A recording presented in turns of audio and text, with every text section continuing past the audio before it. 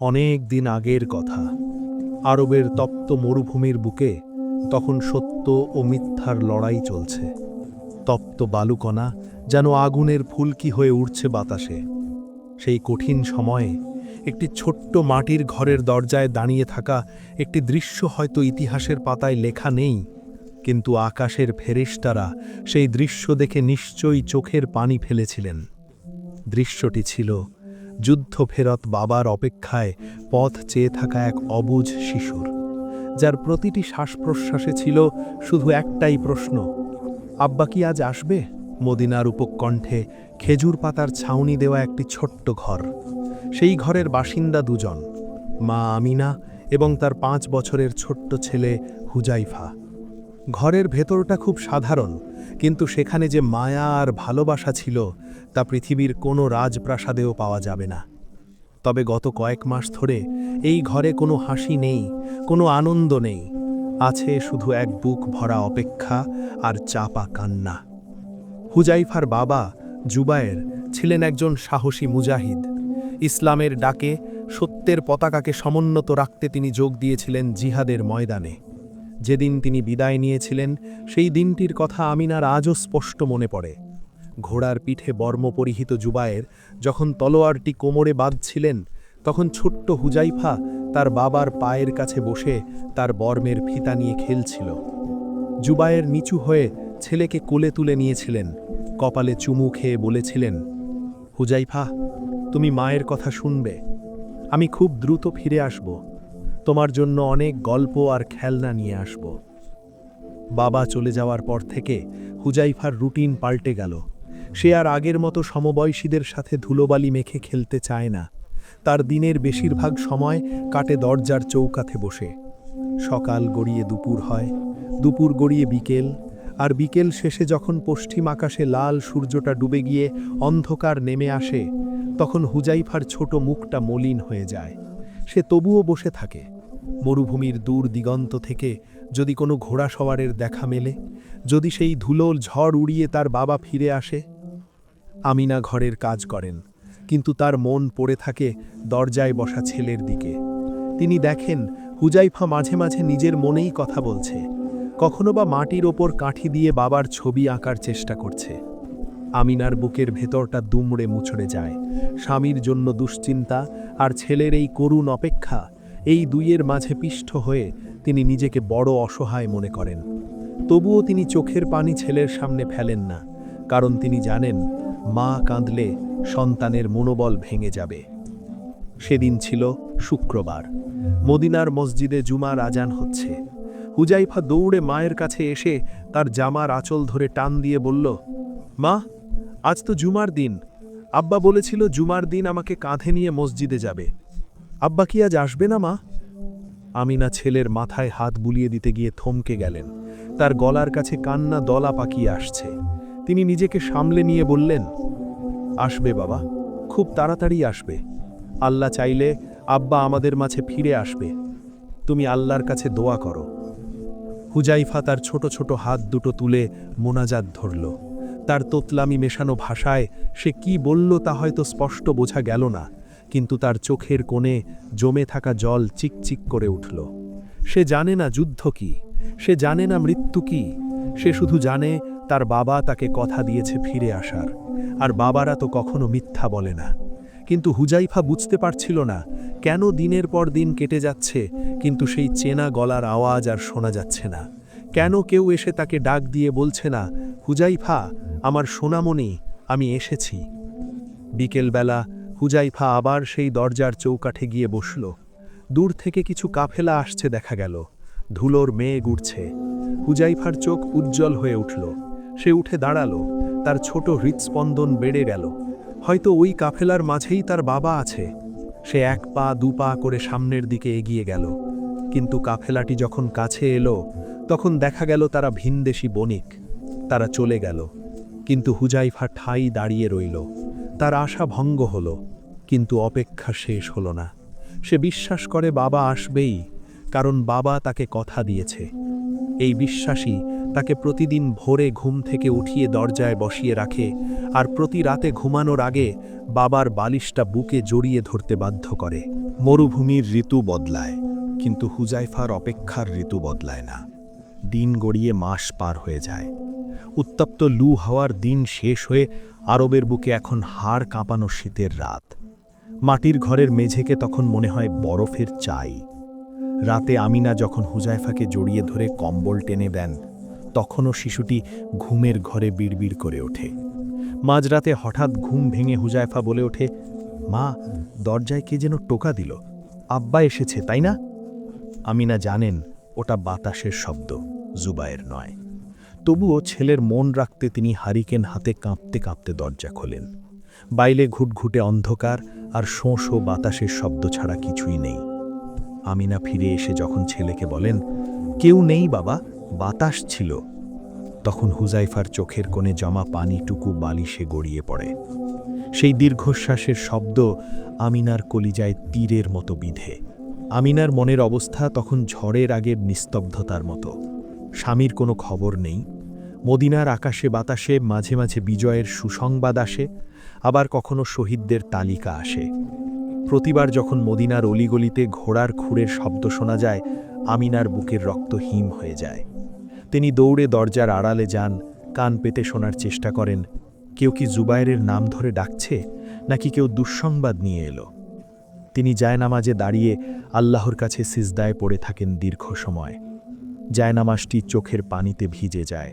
তিনি ফরিয়াদ করেন, হে আল্লাহ, আমার এই এতিম সন্তানের দিকে তাকিয়ে তার মুখের হাসির জন্য হলেও তুমি জুবায়েরকে সহি সালামতে ফিরিয়ে দাও।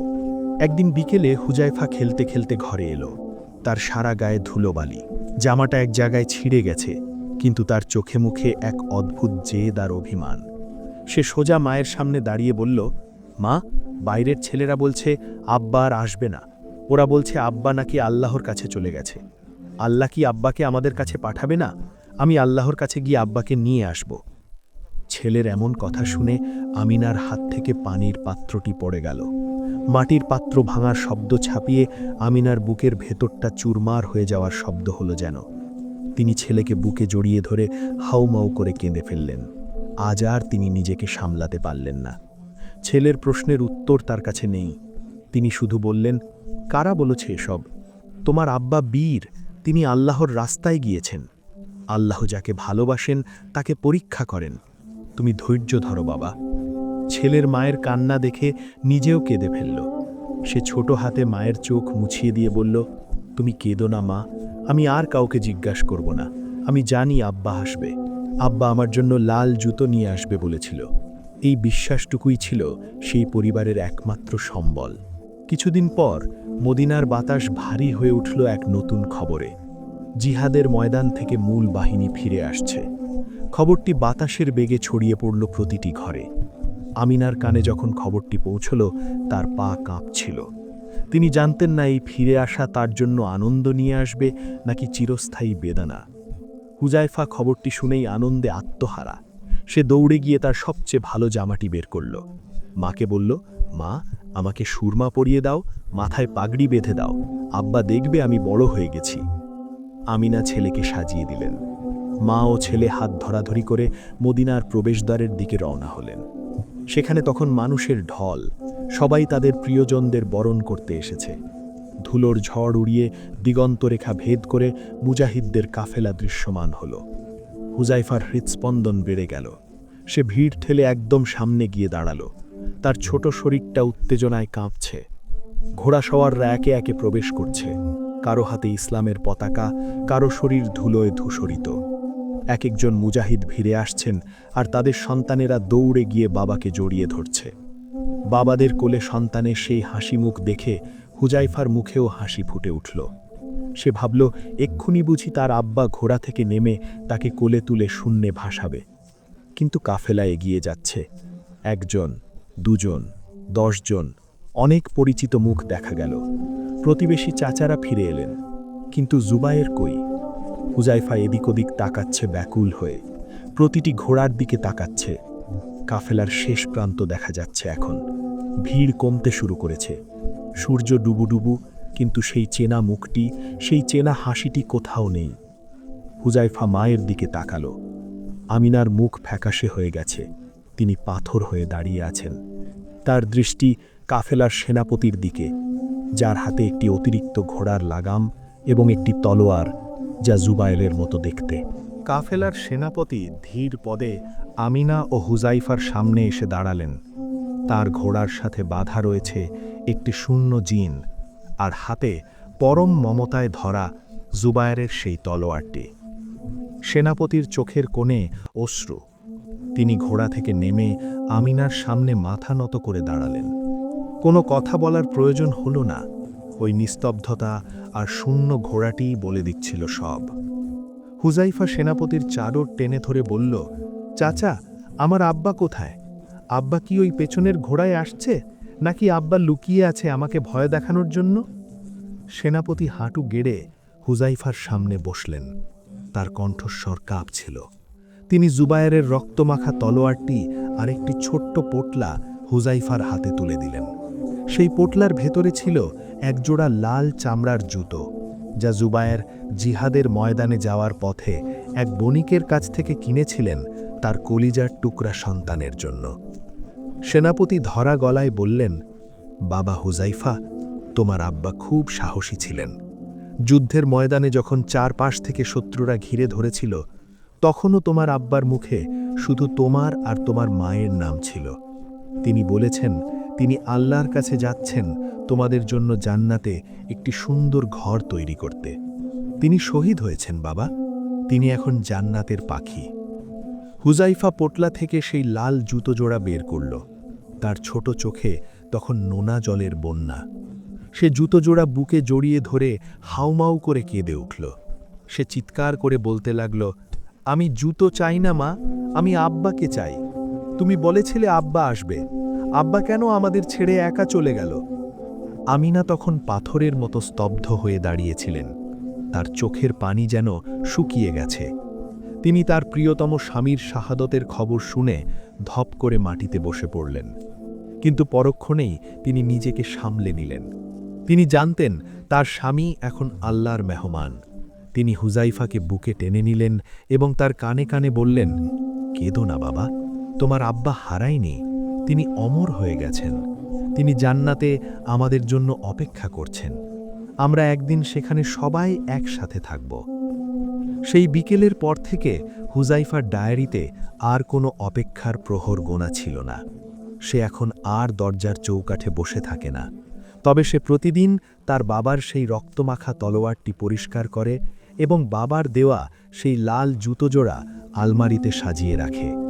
সে এখন বুঝতে শিখেছে ইসলামের জন্য ত্যাগ স্বীকার করা কতটা সম্মানের। সে এখন আর কাঁদে না, বরং তার চোখের দৃষ্টিতে এখন বাবার মতো তেজ। সে বড় হয়ে বাবার মতোই একজন বীর মুজাহিদ হতে চায়, যে দ্বীনের জন্য নিজের জীবন বিলিয়ে দিতে দ্বিধা করবে না। মদিনার সেই ছোট্ট ঘরে এখন রাতের বেলা যখন কুরআন তেলাওয়াতের সুর ভেসে আসে, তখন মনে হয় ফেরেশতারাও সেই সুরের সাথে সুর মেলাচ্ছে। হুজাইফা জানে তার বাবা আকাশ থেকে তাকে দেখছেন। সে যখনই কোনো ভালো কাজ করে, সে অনুভব করে বাবার অদৃশ্য হাত তার মাথায় আশীর্বাদ দিচ্ছে। এক শহীদের সন্তানের এই জীবন সংগ্রাম মদিনার মানুষের কাছে এক অনুপ্রেরণার গল্প হয়ে রইল। বিচ্ছেদ মানেই শেষ নয়, বরং সত্যের পথে বিচ্ছেদ মানেই জান্নাতে পুনর্মিলনের এক সুন্দর প্রতিশ্রুতি। বন্ধুরা, এই ছিল এক বীর মুজাহিদ এবং তার অপেক্ষারত সন্তানের হৃদয়স্পর্শী কাহিনী। ইসলামের ইতিহাসের প্রতিটি বাঁকে মিশে আছে এমন হাজারো পরিবারের আত্মত্যাগ, যাদের ত্যাগের বিনিময়ে আজ আমরা শান্তির ধর্ম ইসলাম পেয়েছি। আল্লাহ যেন আমাদের সকল শহীদদের জান্নাতুল ফেরদাউস নসিব করেন, আমিন।